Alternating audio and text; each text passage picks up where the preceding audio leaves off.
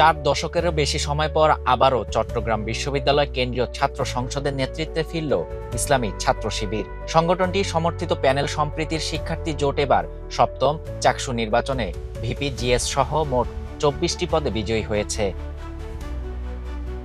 16 October বৃহস্পতিবার ভোর 4:30টায় প্রধান নির্বাচন কমিশনার অধ্যাপক মনিরুদ্দিন আনুষ্ঠানিকভাবে নির্বাচনের ফল ঘোষণা করেন। তিনি জানান, নির্বাচনে শান্তিপূর্ণ পরিবেশ বজায় ছিল এবং ভোটারদের ব্যাপক উৎসাহ ও অংশগ্রহণে একটি উৎসবমুখর পরিবেশ সৃষ্টি হয়েছিল। ভিপি পদে নির্বাচিত হয়েছেন ইসলামী ছাত্র শিবির চট্টগ্রাম মহানগর দক্ষিণের সভাপতি ও ইতিহাস বিভাগের এমফিল শিক্ষার্থী মোহাম্মদ ইব্রাহিম হোসেন। তিনি পেয়েছেন 7,983 ভোট। তার নিকটতম প্রতিদ্বন্দ্বী ছাত্রদলের সাজ্জাদ হোসেন পেয়েছেন 4,374 ভোট। অপরদিকে জিএস পদে 8,031 ভোট পেয়ে বিজয়ী হয়েছেন একই প্যানেলের সাইদ বিন হাবিব। তিনি বিশ্ববিদ্যালয় শাখা ছাত্র শিবিরের সাহিত্য সম্পাদক এবং ইতিহাস বিভাগের স্নাতকোত্তরের শিক্ষার্থী।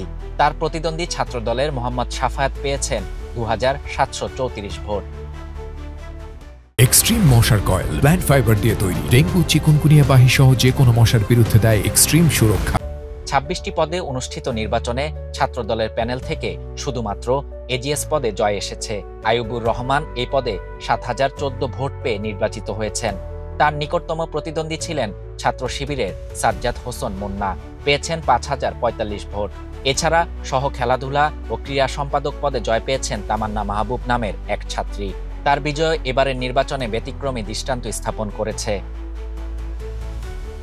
চট্টগ্রাম বিশ্ববিদ্যালয়ের ইতিহাসে ছাত্র শিবির সবশেষ বিজয়ী হয়েছিল 1981 সালের চাকসু নির্বাচনে। সেবার ভিপি হয়েছিলেন জসিমউদ্দিন সরকার এবং জিএস হয়েছিলেন আব্দুল গাফফার। দুজনই শিবিরের তৎকালীন নেতা ছিলেন। তারপর দীর্ঘ 44 বছর ছাত্র শিবির নেতৃত্বের বাইরে থাকলেও এবারের নির্বাচনে তারা আবারও চাকসুর নিয়ন্ত্রণ ফিরে পেয়েছে, যা সংগঠনটির জন্য এক ঐতিহাসিক মুহূর্ত।